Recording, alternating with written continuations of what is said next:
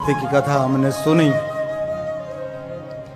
और अब महालक्ष्मी के उत्पत्ति की कथा हम कल से सुन रहे थे कि महालक्ष्मी कैसे उत्पन्न हुई।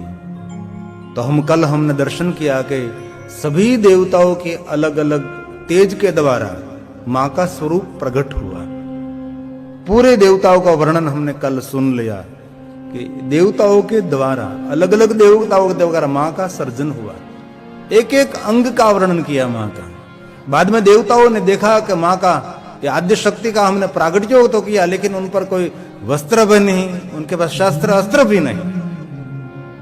कल मैंने कहा था जैसे हमारी बालिका जो एक व्रत करती है, इसमें जिनको हम गौरमा कहते हैं लेकिन गौरी मां मानी जाती है, उनको बनाते हैं मिट्टी में से गौरमा। तब उनको निर्माण करने के बाद उन पर वस्त्र नहीं होते, शस्त्र नहीं होते, बाद में जो निर्माण करते उसको पहलाते। वैसे ही देवताओं ने ऐसा ही किया है। सभी देवताओं के शक्ति और तेज के द्वारा ये महालक्ष्मी प्रकट हुई, लेकिन कोई देवताओं ने वस्त्र दिया, कोई ने अस्त्र दिया, कोई ने शस्त्र दिया, मोतियों की माला दी, मुकुट दिया। ये क्रमशः हमने जो देवी के सर्जन का स्तोत्र था वो हमने कल सुन लिया। देवी वस्त्र शस्त्र अस्त्र से सजधज हो गई और सभी देवताओं ने शक्ति उनको प्रदान की और एक विराट शक्ति प्रकट हुई और अट्टहास्य करने लगी। जोर जोर से देवी हंसने लगी। तो उन कथा पर से हम सब समझ सकते हैं कि असुरों की रक्षा के लिए हर व्यक्ति की शक्ति की आवश्यकता रहती है।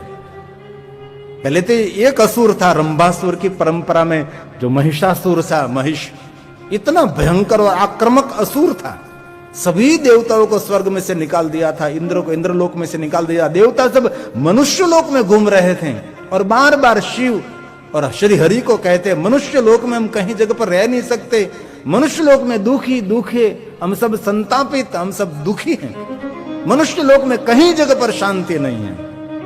ये देवताओं का प्रमाण है। और शिव महापुराण में कहा कि सभी देव मनुष्य का रूप लेकर मनुष्य लोक में घूम रहे थे, जहां तहां इधर उधर वहां, और बार बार शिकायत करते हैं यहां मनुष्य लोक में कहीं शांति नहीं है। और कथा का मूल जो है मेघा ऋषि और राजा सूरत और समाधि नाम का वैश्य। गहन जंगल में मेघा ऋषि दोनों राजा और एक वैश्य को कथा सुना रहे हैं। राजा का जो राज्य था वो चला गया है, वैश्य ने अपने घर परिवारों से घर से निकाल दिया है, लेकिन दोनों माया से मोहित हैं।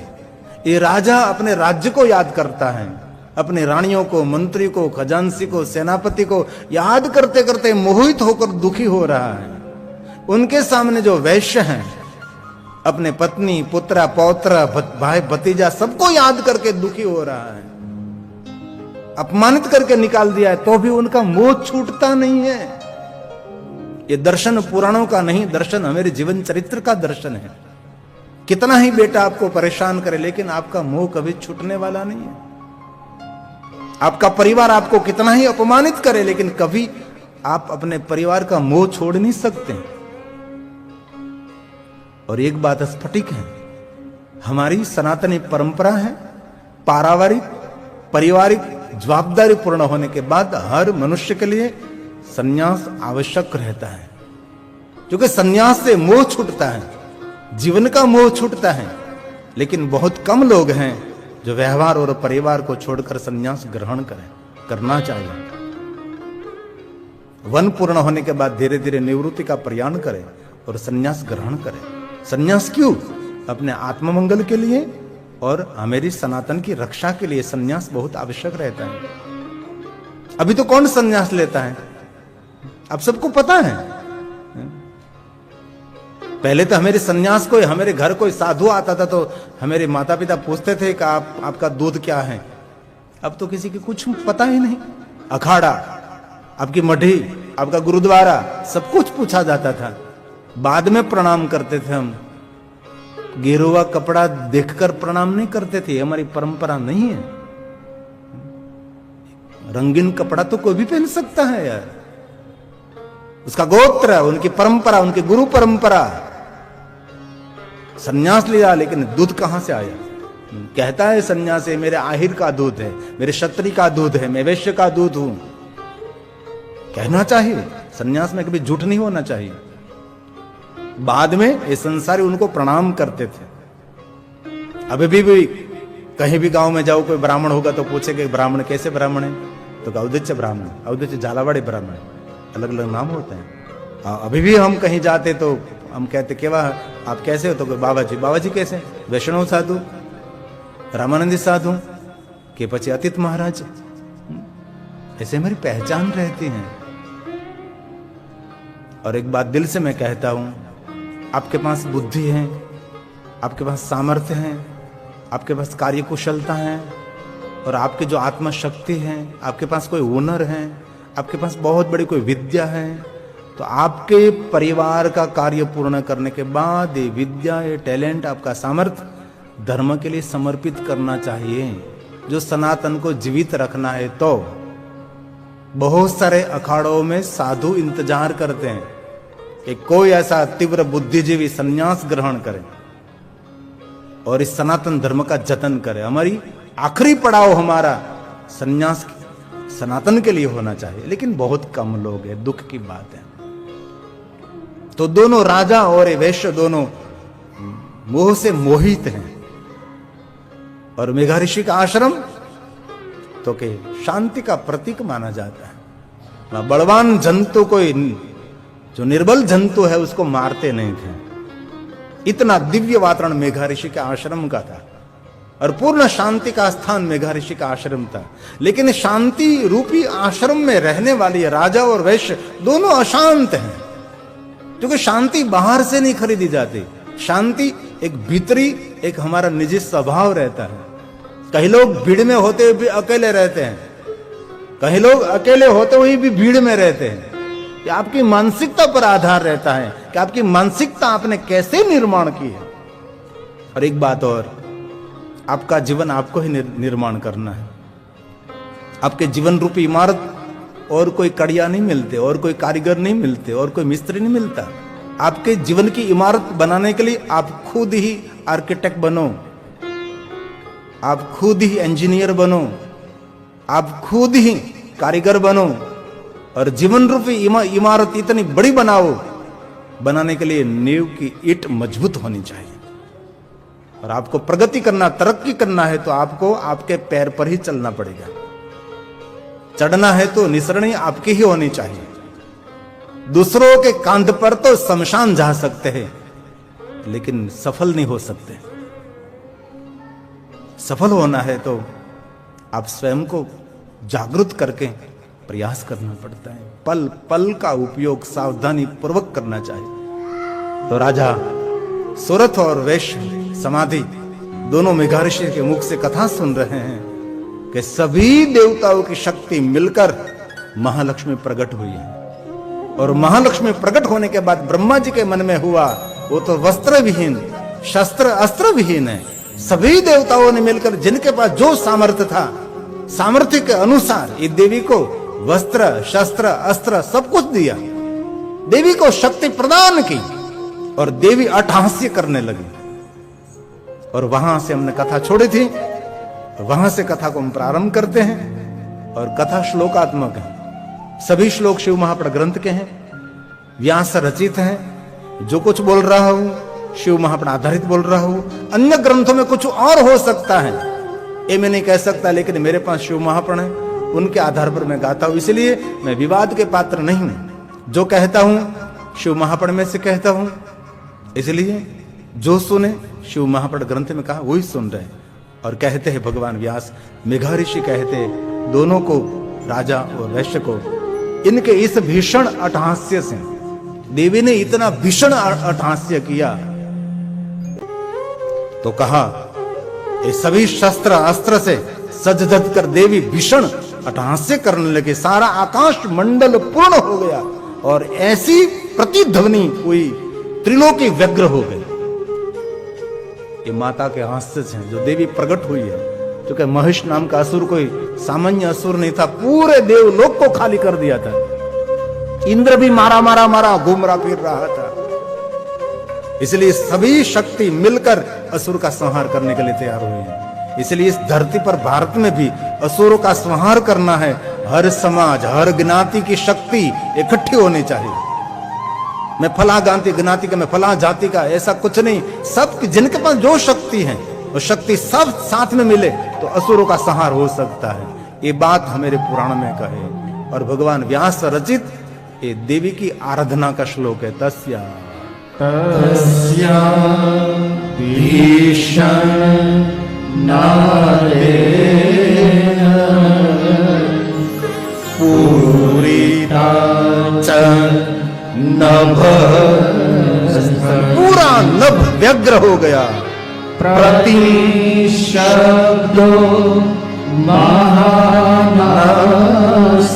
हास्य के शब्द पूरे विश्व में गूंज रहे हैं। चक्षुभे भुवनम त्रयम्, तीनों भुवन में अट्टहास्य गूंजने लगा। चक्षुभे भुवनम त्रयम्। और आगे कहा चारों समुद्र स्लायमान हो गए, समुद्र अपनी दिशा भूलने लगे। ये अट्टहास्य से भूमि कंपित होने लगी। यह देख महिषासुर को पीड़ा होने लगी। देवगणों ने जय जयकार किया माता का। ये अट्टहास्य से असुर भयभीत होने लगा और पृथ्वी कंपित होने लगी, समुद्र चलायमान होने लगा। आज हम बड़ी बड़ी मशीन देखने के लिए गए थे फैक्ट्री में, तो जब ये बनता है तब कितना कितना पूरा धरती कांपती है। हमने पहली बार देखा इतनी बड़ी फैक्ट्री मशीन, इतनी बड़ी बड़ी मशीन, ये सब कुछ जो बनाते हैं पित्तल में से, गजब की बात है। ये माता के लिए कितनी सुंदर बात की, आवाज से, ध्वनि से पूरा समंदर चलायमान, मतलब भरती ओट को भूल गया, दिशा भूलने लगा और पूरी पृथ्वी कांपने लगी। सुन ली आवाज महिषासुर ने, महिषासुर पीड़ित होने लगा। ये बात शिव महापुराण ग्रंथ की है। चैलु समुद्राश्चत्वारो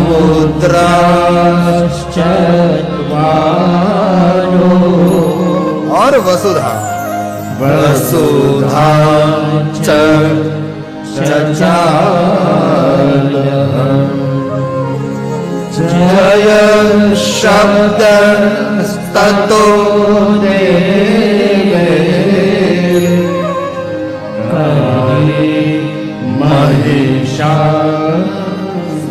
महिषासुरिते महिषासुर महिषासुरिते। सारे भुवन के विश्व के देवता माता का जय जयकार करने लगे। उनके अट्टहास्य से सब अपनी सुरक्षा का अनुभव कर रहे हैं। माता ने अट्टहास्य किया और देवता सब शांत हो गए कि अब हमारी रक्षा होगी। अपनी सुरक्षा के लिए बड़ी लंबी श्वास लेने लगे देवता। कहीं समय से पीड़ित थे, आज देवताओं की पीड़ा हरने वाली पीड़ा हरणी देवी मां जगदम्बा पूरे विश्व में फैली हुई है। जगदम्बा का जय जयकार करने लगे देवता और महिषासुर पीड़ित होने लगा। और आगे कहा और महालक्ष्मी स्वरूपिणी पराशक्ति अंबिका की भक्ति से गदगद वाणी में स्तुति करने लगे सभी देवता, क्योंकि मां भवानी प्रकट हुई है, उनकी स्तुति करने लगी। क्यों स्तुति की? बहुत बड़ी बात, वैज्ञानिक स्फटिक बात है, जो कि देवताओं की स्तुति करने से देवता प्रफुल्लित हो, आह्लादित हो जाते हैं। जैसे मनुष्य की स्तुति करो तो मनुष्य भी आह्लादित हो जाता है। स्तुति मतलब प्रशंसा, उनमें जो है वो ही गाना, गलत नहीं, खुशामत नहीं भाई, खुशामत नहीं, जो है वो उनके लिए शब्द प्रयोग करना, वो उनकी स्तुति बन जाती है। देवता प्रफुल्लित हो जाते हैं, उनकी शक्ति जागृत होने लगती है। इसलिए जीवन में भी याद रखें, कोई आपका स्वजन हो उनकी निंदा नहीं, उनकी स्तुति करो। आपका बेटा हो, बेटी हो, पुत्रवधू हो, परिवार हो, उनकी स्तुति होनी चाहिए। कोई न कोई तो टैलेंट होगा, कोई न कोई तो कार्यकुशलता होगी, कोई न कोई तो इसमें कोई न कोई कुछ न कुछ तो गुण होगा ना। क्योंकि आज देवी सबकी रक्षा करने वाली है, इसलिए सभी देवता मां जगदम्बा लक्ष्मी रूपिणी पराशक्ति आद्यशक्ति अंबिका भक्ति के साथ उनकी स्तुति करने लगे। ये देवता के मुख में से प्रकट हुए शब्द है, ततो ततो अंबिका पराशक्ति हे मां महालक्ष्मी स्वरूपिणी तुष्टुं वस्ते सुराः सर्वे भक्ति गद्गद्या गिरा। गदगद वाणी से भक्ति गद्गद्या गिरा, गिरा मतलब वाणी, गदगद वाणी से सभी देवता जय जयकार करने के सुरा सर्वे तुष्टु वस्ते, मां जगदम्बा संतुष्ट होने लगी। और किसी की भी प्रशंसा करो तो कोई भी व्यक्ति संतुष्ट हो सकता है। किसी भी प्रशंसा करो, खुशामद कभी किसी की नहीं कर, खुशामद करनी चाहिए किसकी? शत्रुओं की। शत्रुओं की खुशामद करो, बिना हथियारों गिर जाएगा। लेकिन सज्जनों की स्तुति करनी चाहिए, सज्जनों की प्रशंसा करनी चाहिए। खुशामद उनका कहते हैं जिनमें जो नहीं है वही उनके लिए अच्छा शब्द बोलो। स्तुति उनको कही जाती है, प्रशंसा उनको कही जाती है जो इनमें है वही वर्णन करो। किसी के मस्तक पर एक भी बाल नहीं और आपको आपके बाल बहुत सुंदर हैं तो प्रशंसा है? नहीं है, एक खुशामद है। जो नहीं है वही वर्णित करना वो खुशामद, जो है वही प्रदर्शित करना वो स्तुति, वही प्रशंसा मानी जाती है। और बहुत सुंदर बात है। और कहा लोक को इस प्रकार स्तब्ध कर दिया, महिषासुर समस्त सैनिक अपने अस्त्र शस्त्रों से लेकर होकर पूरा युद्ध मैदान के लिए निकल पड़ा है। जो कि असुर है, संगठित है। देवता कभी संगठित नहीं रहते, ज्ञानी विद्वान लोग भी संगठित नहीं रहते, सज्जन लोग भी संगठित नहीं रहते, प्रतिष्ठित लोग भी संगठित नहीं रहते, कलाकार भी संगठित नहीं रहते, कथाकार भी संगठित नहीं रहते। संगठित कौन रहता है? जो कम बुद्धि वाला है। असुर बुद्धि वाले लोग ज्यादातर संगठित हो जाते हैं। जो भयभीत हैं वो संगठित हो जाते हैं, जो निर्भय हैं कभी संगठित नहीं होते। देखो सज्जनों का इतना संगठन नहीं है, हमारे विद्वानों का इतना संगठन नहीं है, પછી कलाकारों का इतना संगठन नहीं है। कोई कलाकार कोई तकलीफ हुई तो सभी कलाकार वहां दौड़ कर नहीं आते ना। कलयुग में संघे शक्ति, कलयुग में संगठन बड़ी शक्ति मानी जाती है। इसे हर क्षेत्र के लोग संगठित होना चाहिए। कला क्षेत्र में है वो संगठित हो जाए, कथा क्षेत्र में है वो भी संगठित हो जाए। कोई भी संगठन बहुत आवश्यक रहता है। किसी के साथ मारझोड़ नहीं करना है, किसी को हम नुकसान नहीं पहुंचाना चाहते, लेकिन इस सुरक्षा के लिए संगठन बहुत आवश्यक माना जाता है। ये मेरी शास्त्रों की परंपरा है। आज देवता संगठित हुए, मार खाकर टूट कर संगठित हुए। संगठित हुए तो शक्ति प्रकट हुई है ना। और सभी संगठित होकर देवी को तैयार किया, अस्त्र शस्त्र वस्त्र सब कुछ दिया, लेकिन इस संगठन का प्रतीक ने सभी देवता अलग अलग अलग अलग गुफाओं में, हिमालय पहाड़ों के कंदरा में और मनुष्य के बीच चुप को रहते, अभी भी रहते हो गए, कुछ नहीं होता। लेकिन भगवान शिव और विष्णु जी ने कहा देवताओं संगठित हो जाओ, और ब्रह्मा की आज्ञावाणी के अनुसार सभी देवता संगठित हुए और शिव और श्री हरि ने अपने नेत्रों में से तेज प्रकट किया और देवी प्रकट के सब मिल गए और एक महाशक्ति आद्य शक्ति को प्रकट किया गया। और ये भगवान व्यास बोले लोकम संक्षुब्धमालोक्य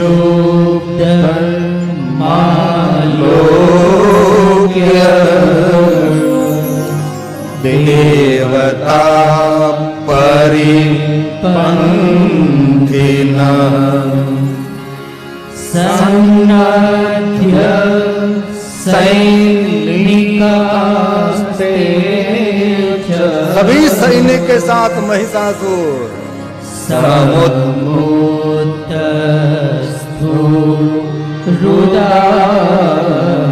युद्ध के लिए संगठित होकर होकर तैयार होने लगा, जो कि अट्टहास्य ये महिषासुर के अंत के लिए था ने।